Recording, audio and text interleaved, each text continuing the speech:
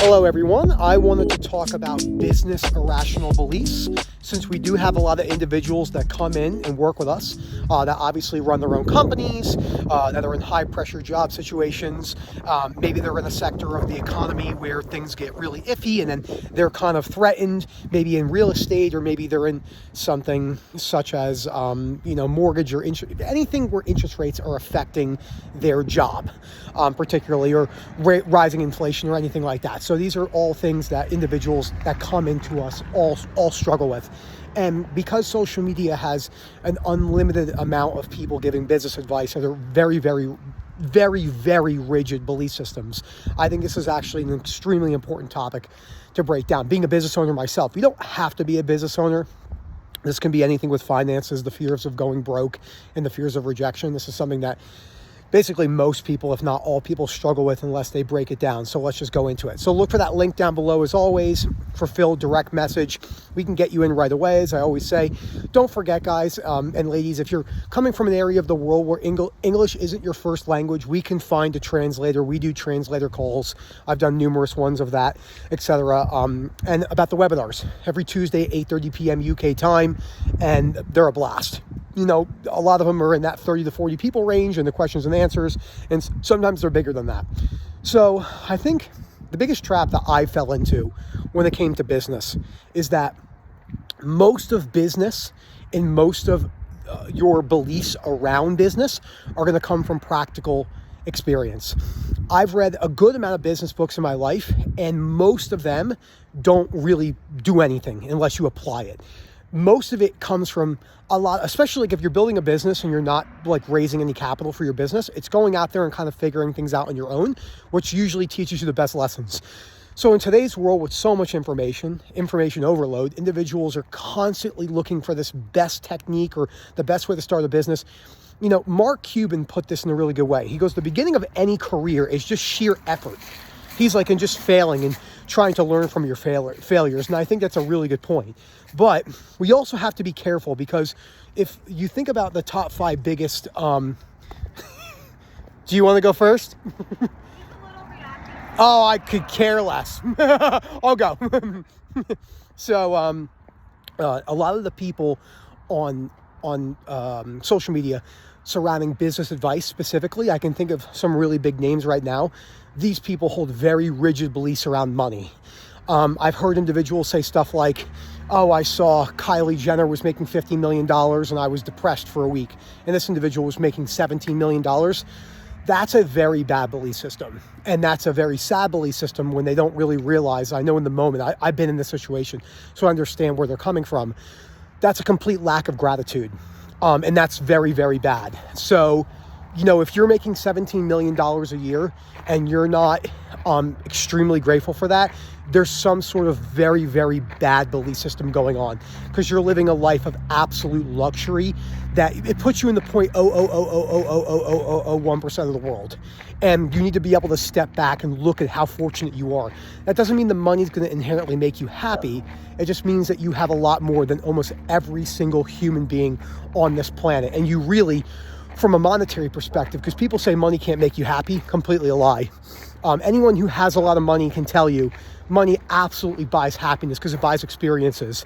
So money does buy happiness a lot. It just doesn't buy the overall picture of happiness, right? Because you can have all the money in the world and still be very depressed, as this individual who obviously was struggling with that. That's one example of many. The other irrational beliefs surrounding work and business is that your business plan and like your systems and your procedures and your whole work environment has to be structured. So at OCD Recovery, most businesses that would look at how we run this, it's very efficient, but it's very atypical because of how we view the world. Because so many people are like, oh, you got to have this done and that done. It has to be like that. These are control mechanisms. And then you also hear the other side of, your whole goal is to be working on your business, not in your business. And then people assume that working in your business is inherently a bad thing, trading your time for money. You hear that a lot. That's a lot of nonsensical stuff. I know individuals that trade their time for money in the surgery side who love what they do. I know people that trade their time. I trade my time with OCD recovery because most people can't do what we do because the experience is lacking. So it's just not as simple as trading your time for money. Working on your business has a lot of great benefits, but working in your business has a lot of great benefits as well. The thing about business is there's no universal principle besides consistency and hard work. You could work in your business and in the day-to-day trading your money, your time for money for 25 years with no real plan, no real business meetings, and have much more joy than someone who's working on their business, is completely afraid of rejection, completely afraid of going broke, completely afraid of the judgment from other people, and be absolutely miserable making $15 million a year. And we see that all the time because there's people who make more than $15 million a year that unfortunately end their lives. So, which is extremely sad because that goes to show you that's why money can't buy the entire picture of happiness. But again, it is important to state that money absolutely buys you happiness in many ways. You don't have to worry about your electricity bill. You don't have to worry about food. You don't have to worry about a lot of other things. So it's just not as simple as money doesn't buy happiness. It's not true. I was with a guy one time who made a very, very good living. And he had just bought a private jet. And he said to me something I'll never forget. It was about 3 years ago. He said, money doesn't buy happiness, but I just bought a jet, and that makes me really happy. And that was funny. And he also said something like, the only people that say money doesn't buy happiness are people who've never had money, which was not entirely, accurate, but there's some funny truth in both those statements. But he understood, obviously, that money didn't buy happiness in entirety, but, it is important to cover those particular things. So those are really the rigidity of those beliefs and where they're coming from, the fears of rejection, the fears of going broke. And you're really going to have to look at those particular things. But you also have to realize that if you're desperately running around and trying to look for a particular way and the perfect way to make money, most people will not make any action. I heard another great entrepreneur say one time that action really isn't even reading a book. It's taking action in your business, whether it's cold calling, going out there and marketing. That's not coming from reading a book. Reading a book is an action. Reading a book and then applying it, whatever the tools may be, that's the actual action behind it. So it can't just be as simple as reading the book. And that's what most people do, and that's why most people don't achieve a lot in their lives. So, and this is, again, most people do that. So you got to be careful with that because the amount of people that are going to get caught in that world of just, looking for a million excuses to not make any actual progress in their lives is one of the reasons why most people don't achieve very much, unfortunately. And again, that's not a better than thing. It's just why most people don't get a lot done in their lives. Great example of these videos. I could easily be like, it's not the right time, or I can wait until I'm a little bit less busy or stuff like that. But then I just go, I have time right now. I don't have all the time I want, but I'll go in there and make the video. And again, this all comes down to time management. So there's so many different parts. It's hard to particular stick on one thing with this. I'm going to do multiple parts on this. But the primary takeaway from this video so far is that you are much better off taking risks in your work and working on your fears of failure and rejection than reading 25 business books. The best people in business, men and women particularly, I guarantee you, they are not reading people's books on business. They do, but that's not where their time is well spent.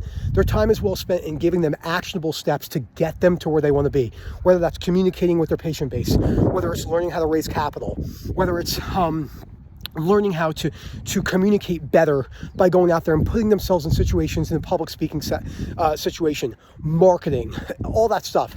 It's not coming from reading books and then not applying it. So there's a lot of people that have a lot of great theory on books. It's kind of like someone who teaches an MBA at Harvard, a master's in business, who's never started a business. They probably know a lot of stuff about the book stuff, but if I had to choose between the high school dropout who failed 6 businesses and then one of his startups became super successful and he has 800 employees versus the person that teaches the book, I mean, you would be a little bit crazy to listen to the MBA. Primarily, you have to be able to decision weighted, right? This is what Ray Dalio talks about. And it's not that the expert in the academia knows nothing. He just doesn't have any practical, which is, in my opinion, practical basically rules everything. Even in med school, my friends who are medical doctors or surgeons, they say med school's cool. You just jump through hoops, but you really learn everything when you're actually in the field and doing the surgery. And that's the same thing with any medical profession. You're not gonna You're not going to learn it from your books. Your books, to be honest with you, books are just memorization. It doesn't really teach you a whole lot. It's the theory, the practical that teaches you the most. So again, those are the things you really, really want to, to wrap it back down. I know I got a little bit off topic in this one, but because I haven't done a video like this in a while, but all key points that I struggled with and stuff like that. So just remember, on social media, you don't have to listen to anything anyone says about business. You don't have to listen to this. But the stuff about you got to do this marketing, you're not doing enough. These are all irrational statements that I hear a lot. If you're not growing month after month, your business is dying. It's a completely ludicrous statement. Another one would be something along the lines of, if you're not doing X amount of marketing, or you're not doing X amount of social media posts, you're not doing enough. It's not true at all. Anything that comes across very, very black and white is simply just it's always up to interpretation. There's things that can benefit you, but most of your career and most of your business journey would benefit from building relationships with individuals, doing things that are proactive, but not spending all your time on things that trying to gather a bunch of knowledge because you're afraid of not making the right step, a step in the right direction, right? That's the thing that really holds people back, where they're thinking, I got to do this because it has to be perfect, and then people make no decisions whatsoever. The best men and women in business, in their career, again, this isn't just for business owners, even though I use that terminology a lot, they're just action. And then if they need things that have to be done with details, they hire people that are good with details in that case. But you gotta be careful, because again, I rarely see non-black and white information on social media. It's always about having the best plan and having to be the best at what you do, and about money this and money that, because there's so many TikToks and reels based around like, how much money do you make? What kind of car are you in? And all that stuff. And so people are completely obsessed with image. And again, we know for a fact that money does not equal entirety of happiness, because plenty of people do really unfortunate things to themselves, such as end their lives because when things happen. Big crashes like the 2008 crash in America, and dot-com crash in America and stuff like that. So we know that. It all comes down to fear of rejection. Rejection is always, and being alone. If you have a fear of going homeless, I didn't touch on that too much, but a lot of people have the fear of being homeless, not having health care, being judged by other people, having diseases, potentially being addicted to drugs, etc. But the majority of business fears come from the fear of rejection. That is what's driving the majority of these cycles. And, and that's what you want to really break down. And that's why the book, The Myth of Self-Esteem, is so important. You can shoot for your goals and you can be actionable, but you're never going to get certainty by any means on whether it's the right time, or there is no such thing as the right time. Talk about little things in this video I never really talk about too much, but market timing is a great example. People trying to time the markets in any way, or time ups and downs, never happen. You listen to the best investors on earth, 40, 50, 60 decade investors, the Warren Buffetts, just plenty of people like that. They always say, you can make decisions, but you can't time anything. You can't. The more you try to time things in life, the more you get yourself into trouble, and you don't make any action. So you don't have to be crazy with things. If you're in a really downturn or something like that, you don't have to go nuts and make crazy decisions. But being aware of that is obviously key. But again, it all comes down to that fear of rejection. What many people are afraid to make mistakes, fear of not doing something properly, and they don't make any decisions at all. So, if you don't want to be that person, you have to get comfortable with that. You got to break down the fears of rejection. Again, the details that like everyone is falling into, like, I got to spend hours and hours and hours on my policies and procedures. I got to do this and I got to do that, and I got to make everything as perfect. Yeah, that stuff will come along the way, but what matters is the work, is the actual grit work. And it still matters when you're working on your business. That's the other thing that a lot of people, social media doesn't make it out to be. You hear stuff like the 4-hour work week, or, all sorts of like catchy titles and stuff like that. It's all not the reality of life. And even if you're in a place to where, maybe you're managing a business and you've been doing it for 30 years and you step back and you have a lot more free time, it's just not as simple as like, I'm only going to work 4 hours a week, or I'm only going to work 1 hour a day, because then that fuels that belief system of like, I must have that. And there's nothing wrong with that. It's just, again, there are a lot of rigid beliefs. Also, there's a lot of rigid beliefs based around people thinking work is a bad thing, which is certainly not true. you can have a very content, enjoyable life without working. But there's a lot of the pros of work completely outweigh the cons in many ways. And there's going to be cons and pros in any career you're in. So I hope you guys enjoyed this video. A lot of random rambling in this video. It just happens. But I think some good points in here. That's because there's so many things to cover. So I hope you guys enjoyed this video. Let me know what you think. And then, look for that What's Up link down below. And as always, Phil at OCDrecovery.com. And then we'll go from there. Have a good one, everyone.